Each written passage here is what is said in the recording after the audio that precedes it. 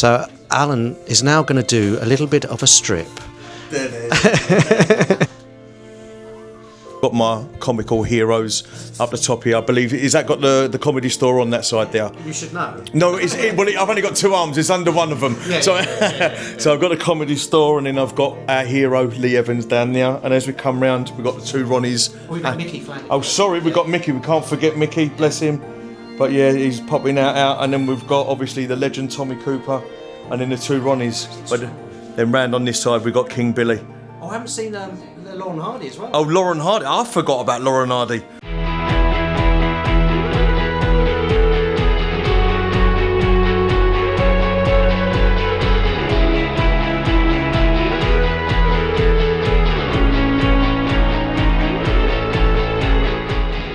I am very, very excited today. I'm always excited, but I've got Alan Bissell or Alan Artek. Alan Artek is his stage name, just like I've got a stage name, Steve Best. Stephen Lewis was my real name. When I joined Equity years ago, Stephen Lewis was Flaky from On the Buses. Yeah, I remember. Yeah, of course. So I had to change my name, but you changed your name to Alan Artek. Yeah, so what it is, I own an electrical company called Artech Electrical. It stands for Alan, Ruby, Tommy, Ella, Kim. It's my kids and my wife. And when we applied for the first ever gig at Up the Creek Club, it came from our business email. So they put me on as Alan Artek. I didn't know. They introduced me as Alan Artek, and I thought, wow, what a lovely alter ego, you know, it's fantastic. You contact me because I think you mentioned Naomi Pattimore. That's exactly it, yeah. So she done the first gig that I ever done down at Up the Creek Club, the Blackout. Which is going to be one of my questions. Which was your first gig? I'm sorry, God. No, that's fine. Yeah, that's right. That works well. That was your first gig. Yeah, that was my first ever gig. So what actually happened was, got a friend of mine called Ben Dixon, and I saw him on social media, and I saw that he started doing stand-up comedy, and I asked him about what the procedure was to get on stage, started writing a little bit, and he said, why don't you go down to the Blackout? It's a nice little local one, small one. I walked in there, there's 150 people in there. I've never kicked myself so much in my life when you walked in there. But I went up in the green room, which is upstairs, and I met Naomi up there. And from that point, me and Naomi's kind of like, you know, we've kind of stayed in touch all the way through our time, basically. But why did you do it? What made you want to do it? I think I got to a stage in my life where everything that I've done, and it's not sounding big-headed, everything I've done, I've achieved everything that I kind of set out to do, and it was like a new kind of thing. So I wanted to feel that adrenaline, the adrenaline that you get out of jumping out of an aeroplane, that kind of thing. And I thought, what can I do? And then when I saw my friend Ben Dixon actually on social media, I thought, wow, you've got to give this a go. Just once. That's all I wanted to do, was just once. When was that? So that was the 4th of January 2024. Oh, so not long ago. Not long ago. So virtually 2 years to where we are now. Yeah, so I'd done the first ever gig there. I'd brought along my wife, who's never found me funny. She don't think I'm funny at all now anyway. But brought along a couple of friends, but I had nothing to compare it to, so I wasn't as nervous as... I've been more nervous since, because for the simple reason is when you're actually on stage, I had nothing to compare it to, so it was a case of going on there, I'm going to do my 5-minute set, and I've done really well, and I got through and I beat the Blackout. Did you actually beat the Blackout? I beat the Blackout on my first ever go, yeah. In fairness, I had quite a few friends there, and I had one of my friends sitting right at the front. He said, I'm going to laugh all the way through so they don't gong you off. So I started telling my first joke, and he was laughing his head off. I went, Dan, not yet, not yet. But yeah, it was good. I do remember Up the Creek when I was gigging a lot, you know, kind of 5, 6, 7 nights a week, and Up the Creek was one of the big clubs. It was before they've renovated now and moved the stage around and all this stuff. But it was, and I used to always worry about Up the Creek because Malcolm Hardy used to run it, who died sadly quite a while ago, but he was a mad guy on the circuit. Have you heard of Malcolm? I've heard of him, yeah. And it was always one of those clubs that you get stressed about. But just explain what the Blackout is, because it's like a gong show. Yeah, so basically you go on there, there's normally between 15 and 18 comedians, normally the early stages of their career. And MC comes on, winds the crowd up and kind of gives the crazy people in the audience a white card. And what you do, you get 2 minutes on stage. And after the 2 minutes, the lights go on and go off, and that tells you that it's a free-for-all now. It's down to the audience to decide if you actually get... So they give you the first 2 minutes to do stuff? Yes, so you've got 2 minutes to warm the crowd up, to warm to you. Also, if you're actually thinking it's not going that way, if you've got enough material, you can go a different direction. But on the whole, it is a case of you get 2 minutes and then it is a free-for-all. When you say free-for-all, is it fairly good humoured, or sometimes I've seen it at the Comedy Store, they do the Gong Show, it can be very nasty. Yes. Do they let them go nasty? So I take it down to the MC. A lot of the MCs wind the crowd up, and a lot of them I've heard them say like out loud, just get them off stage, let's ruin their life, let's make them cry. And so the audience kind of get up for that. I've been on stage before where there's people just putting the cards up just for the sake of getting people off stage, and sometimes it's actually a very welcoming audience as well. So when you say you started comedy a couple of years ago, but have you been influenced growing up by comedians? Is that you've always been into comedy, or is this one of those adrenaline things that you wanted to do? I think comedy's always been part of my life. My dad was hilarious, but basically I grew up, so I'm nearly 50 years old, I grew up on the Goons, Spike Milligan, Tommy Cooper, then a bit later on Billy Connolly. So having that around you, and obviously we only had 4 channels on the TV, so Saturday night watching the Apollo as well. Comedy's always been in my life. I can't believe you just mentioned the Goons. And who was it? Billy? No, before that, the Goons. Spike Milligan. Spike Milligan. There was another one, Tommy Cooper. Tommy Cooper. Which was hugely my upbringing in comedy. Yes. And my parents used to listen to the Goons on LP. So in my house when we was growing up, we used to listen to Peter Cook and Dudley Moore. Yes. Do you remember them as well? And just and my dad would have it on repeat, and we'd sit there and we would just belly laugh. And it was simple humour, but very, very cleverly done, you know. But did you ever listen to Derek and Clive as well? Of course I did. Were they ever sober when they done it? No. No. They were absolute filth at the point as well. You know, I'd never heard swearing like it until I started like listening to them guys. Again, as I kind of grew up, the other influences coming through after Billy Connolly. When I was a teenager, we had Lee Evans. Lee Evans was throwing himself around the stage, and for me as a teenager, he was just silly. And someone pointed out to me recently that Lee Evans, if you ever read what he actually wrote down, like his actual jokes, some of his jokes were only a 7 out of 10, but because of the way that he performed it, he took it to a 10 or 11 out of 10. I remember seeing, I gig with Lee. Wow.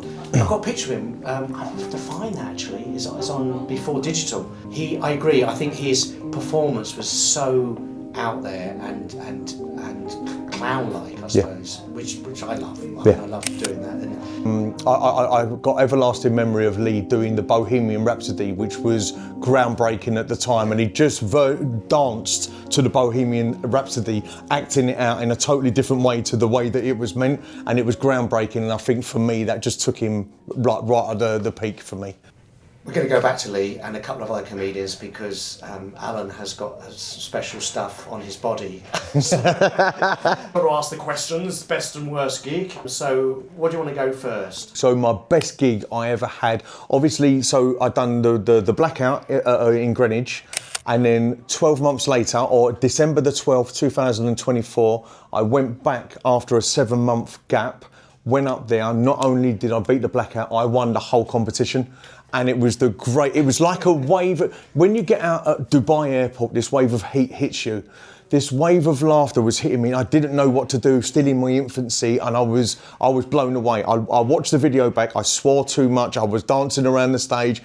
It's the worst performance, but the greatest feeling. But I'll answer that in 2 parts, because the best, for me, the best one which sticks with me forever is I got asked to do a Jongleurs, which when I was growing up, Jongleurs was one of the biggest comedy gigs ever. And I got asked to do comedy at Jongleurs, and for me, I had 80 of my friends in the local hall, and I took the roof off, mainly out of sympathy, I think, I don't know, but it was 100% the greatest feeling I ever had. That's a very good answer. I like that one. Jongleurs, yes, Jongleurs is a love-hate thing, really, because in my day I played Jongleurs every other weekend more. And they had like 15, 16 clubs around the country. They were good but hard, hen and stags. And then I think we were saying Kev Alkin has taken it over, the name anyway. Yes. But I don't know if it'll ever be what it was, because it was a zeitgeist. It was that of its time. That was a good best gig story. Very good. Well, 2 kind of best gigs there, but kind of related. And then we've got worst gig. So the worst gig I ever done. Even when I talk about it, it turns my stomach. It was the second gig after doing the Blackout, and I got through. I thought, this is a bit of me, you know. I can take the world by storm. This is easy. So I went down to Shoreditch, a place called the Lighthouse. It was you wiped your feet on the way out. It was disgusting. There was about 30 people in the audience, and I was second on. So I got up, and I was still like really wet behind the ears. Done my first joke. Nothing. Second joke, nothing. Now, obviously, after the years, you learn how to deal with that. But at this stage, I was standing there with a microphone in my hand. I started shaking, and I thought, no, sod this, I'm gonna go. And I walked off stage after 2 minutes, and with the microphone, I went, well, the pub's a shithole anyway, and I threw the microphone on the floor, which everyone started laughing, and I'm thinking, shit, quick, get the microphone back. But no, it was too late. What it turned out was, it was one of them open mic nights where the whole audience were comedians. They was all acts. So when you come across that, they're not worried about you. They're not there to laugh about you. All they want to do, they're worried about their set and stuff like that, which I learned very quickly. That's a good kind of story of where the circuit is today, yes, to some extent, in the sense that when I was coming through the ranks, there were no open spot nights. Right. It was just a professional gig, and you do an open spot, and if you did well, you come back for another open spot maybe, or you come back for a 10, yeah, then you do a 20, and you know, it was, I mean, the last, I don't know, maybe 10, 15 years, the circuit has changed. There's different circuits. There are open spot nights, yes, which we never had. And to do that in front of all open spots is a bit tough. That's kind of not on you. It's not, but it doesn't help my stomach from turning whenever I think back to the Lighthouse in Shoreditch. We were talking a little bit before, because the circuit has changed, where you could earn a very good living just being on the circuit, but you have another job, a very successful job. Yeah, so I own a company called Artech Electrical. He's plugging it. Yeah, Artech Electrical. So we do. There's more money coming in than there is going out. So for me to kind of move from this stage to the next stage to try and make a living out of comedy, I don't know if the money's there at this stage until you kind of get at the Apollo or something like that. I don't think I've got the time, the effort, or the know-how to kind of get there. So I'm quite happy. I use this as my hobby. This is my golf. I play this as much as I like, but also the freedom is, if I'm not liking it too much, I can just pull the reins in a little bit. If you had a dream job, a dream job, I suppose you would say comedy, but is there anything else? Genuinely, I don't think I would choose comedy, because because it's so difficult. But I think for me, I lived in Australia when I was younger, travelling around the world. So something which would involve travelling, meeting people like yourself, just all around, and just I tell you what comedy's given me. It's given me the ability to meet people who I wouldn't normally meet in my little bubble where I was growing up, where I was a football fan and growing up around all the blokes in the pub. I've now met people from every single corner of the world who I would never normally navigate towards, and it's opened up my entire aspects of the world. 12 years ago, I'd done a thing called the Knowledge of London to become a London taxi driver. And that was when I was at school. I always wanted to be a London taxi driver. Then I moved to Australia, but when I came back, I thought, you know what, I'm going to give that a go. So I'd done the Knowledge of London, and I passed it. It took me 6 years to do it. I mean, I don't do it anymore. You were a taxi driver? I was a taxi driver for a couple of years, but the hours I had to put in to earn the amount of money, it was affecting me and the family. So I don't do it anymore. To be truthful, I got sick and tired of people talking behind my back, so gave it a lift. There's a joke. That's what I'm after. It's a good joke. Oh, talking about that, favourite joke of yours or of someone else's? Right, okay. So this is how I'm going to explain it, and it's a long-winded answer, but just deal with it, stick with me. Right, so I see comedy totally different to rock and roll. If you wrote a fantastic song or an album, you can replay that for the next 30 years and people will still love it, still remember where they was. With a joke, once you've heard the joke once, you might get a second laugh out of it, but once it's gone, it's gone. Now, there's a guy on the circuit, semi-pro or pro, his name's Christopher Norton Walker. And I've done a gig with him the other day, and it stuck with me. He's a one-liner, and the way he carries himself was brilliant. He actually said, Joy Division, they said, love will tear us apart again. It's not love, it's bears. Bears will tear us apart again. And that made me laugh throughout the whole night. I don't know what other jokes he'd done after that. It was a silly little joke, and people probably won't find it funny. I thought it was hilarious when he'd done it. Darkroom we go into the dark room a little bit, talk about mental health. How's your mental health? Mental health still is up and down, believe it or not. I stopped drinking 18 months ago, and that was a massive part for me from the age of 16, been drinking all the way through. I couldn't remember a weekend without the aid of alcohol. I had a couple of goes at giving it up, but now I think, and I'll say this with my hand on my heart, that comedy has actually saved my life, where I go out to a gig on a Thursday, Friday, Saturday night where I would normally be drinking. I'll drive to the gig so I won't have a drink, and the whole life of being a comedian has stopped me thinking about doing that, which has helped me unbelievably.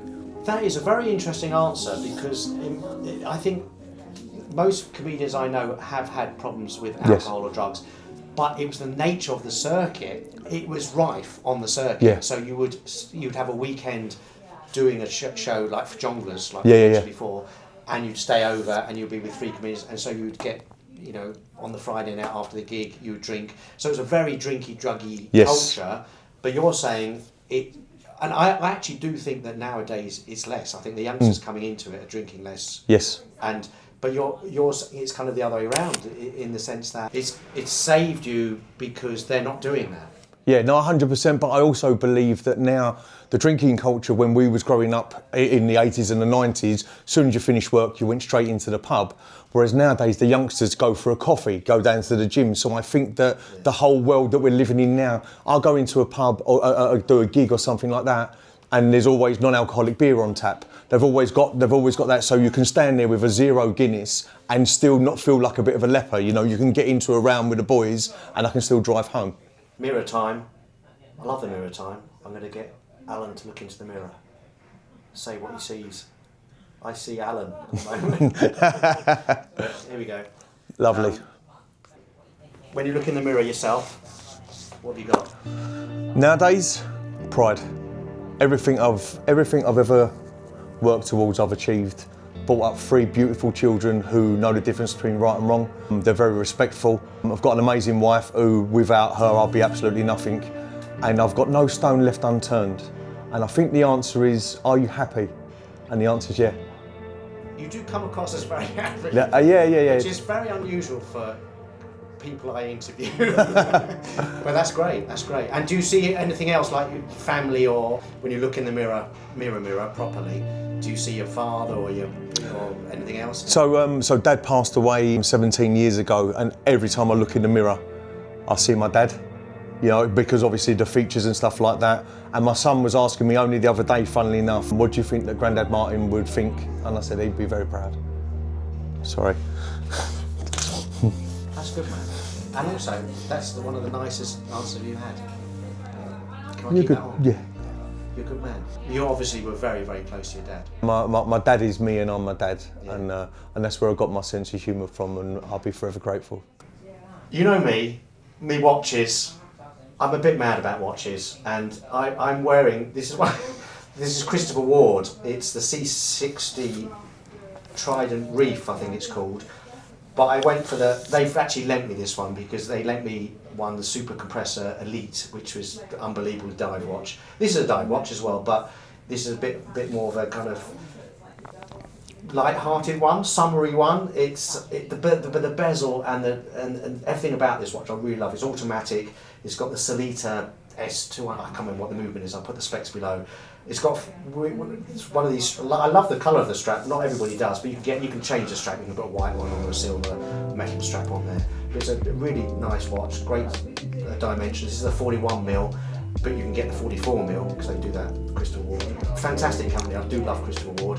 But we were talking about watches before, and you have had a bit of history in watches. But were you a bit of a Rolex man before? No. I wasn't a Rolex man. I treated myself once to a Rolex. Spent way more money than I ever wished to. But like a lot of clothing, it kind of makes you feel great. And but I was so scared to wear it. I don't have it anymore. Got rid of it. But I've got a watch on at the moment, and it's a tag. It's a lovely watch, isn't it? It's fantastic. But basically, the story behind this is, on my wedding day, I didn't know about buying presents and stuff like that. So on my wedding day, just as I was getting ready, my brother came in and gave me this tag watch. So it's got so much meaning to me. I opened it. I'm like, oh my God, what a great wedding present. What's he do for a living? That's not a cheap one. No, I know. But about 5 minutes later, one of the bridesmaids came in and said, "Here's a present from Kim, my wife." And I opened it, and it was a Giorgio Armani watch. She said, because like we're supposed to buy each other presents. I didn't know, so I didn't buy my wife any like present for a wedding. So this is my present to you, baby. I love you. How long have you been married? Has it been late? Oh no, 16 years. You've got lots of things on your arms. You've got the most amazing Bodies. Go on, say it. Say it. pure. I mean, I don't know anybody who've got the kind of tattoos that you've got. Okay. Anybody? Is there anybody? Not that I know of. Okay, so I'm going to plug him. His name's Ian Ink in Southampton. You've got to get down. He's one of the best tattooists in Great Britain. And basically, I went down to Ian with an idea of the Falklands War. This picture here was on the front page of the Sun newspaper with the words "Gotcha" above it. When he done that, the quality of it, I thought, you know what, you can have a freedom of my entire arm. So as I turn it round, these are all kind of symbolic of the war. I wasn't in the army, but just very patriotic. On the other arm, this was another picture from the Falklands. We shall remember them all the way through, and with the Union Jack. Underneath the watch at the moment, if I just bring it up. He's giving me the watch. Is the Help the Heroes, which I support 100%. So Alan is now going to do a little bit of a strip. But basically the whole journey of this story is obviously the Falklands and the war and stuff like that. Up the top here we've got my family, which it says family is everything. I don't know if I can see it over my boobs nowadays, but there's portraits of my children. But then underneath this I've got my comical heroes. Up the top here, I believe, is that got the comedy store on that side there? You should know. No, I've only got two arms, it's under one of them. Yeah. So I've got a comedy store, and then I've got our hero Lee Evans down there, and as we come round we've got the Two Ronnies. We've got Mick Flanagan. Oh, sorry, we've got Mickey. We can't forget Mickey, bless him. But yeah, he's popping out. And then we've got, obviously, the legend Tommy Cooper, and then the Two Ronnies. But then round on this side, we've got King Billy. Oh, I haven't seen Laurel and Hardy as well. Oh, Laurel and Hardy. I forgot about Laurel and Hardy. So you were telling me... Well, you tell me about the Lee Mack thing. Okay, so last November 2024 it was, I went up to Manchester to start filming for the 1% Club, where Lee Mack is hosting it. And leading up to that, we had to do quite a few video calls and Zoom calls. And in the Zoom calls, I was showing people my tattoos, telling them stories about the taxi, and I can see them going, right, I think we've got a bit of gold here. So I've gone on to the 1% Club, and there's 100 people in the audience, and he was asking questions. The 80% question, it was a really simple question, right? Genuinely, it was a simple question, but I had my wife's voice in my head saying, don't let the family down, don't embarrass us, read the question twice, like you're doing in the exam at school. And so I read the question, I thought I knew the answer was D, but I read it again. I'm not the fastest reader in the world. So by the time I'd read the question again, I'd missed out. So it's 30 seconds, and I pushed the button on 31 seconds, and I went out of the competition. At this point, Lee Mack said, oh no, we've lost Alan Bissell. So no, the lights come on me and we've done an interview. I told him a little story about being a London taxi driver, and he said, have you got anything else? I said, I collect tattoos. He said, can I see them? I lifted it up, and then we kind of went round. He went, you've got Billy Connolly, you've got Lee Evans. Is there a little space for me? And I said, well, yeah, there's a little bit underneath my belly button, and that was it. And everyone laughed, and I was hilarious. Have you got anything, any space left for anybody else? Right, okay, so I've got my leg here, but in fairness, because of the way that your head falls, I think one of my ball sacks might actually do too bad. Nice one. But are you ready to put something else on there?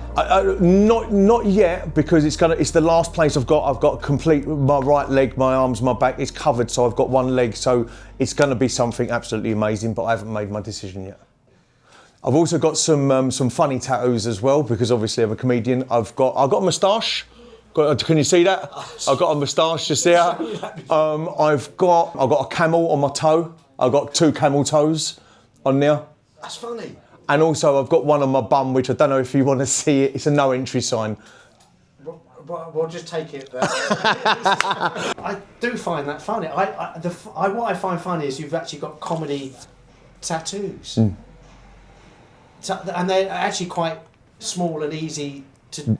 I love that. The simplicity. That's very funny. You were saying that you don't really talk about your tattoos on stage as a Do you ever do? I mean, that's No. It is, but again, I've only been on stage for 2 years, and I had a 7-month gap, so I'm still trying to find my feet, trying to find my voice, and still not too sure what kind of comedian I am. I think I'm going down the route of storytelling, just because that seems to be natural for me, and people kind of buy into me rather than the punchlines. I love Mark Simmons and Gary Delaney, Tim Vine for the one-liners, and if I had the comical genius of them, that's where I'd love to go. But with my comedy, I think I'll just stick with storytelling. I'm going to be very, very honest here. I'm always honest, but that was a really lovely interview. Really lovely. We've got lots of stuff out there, and I'm going to do a selfie now. Let me do a selfie. So what I'm going to do, turn that round maybe, so we can actually do a selfie. So look at that.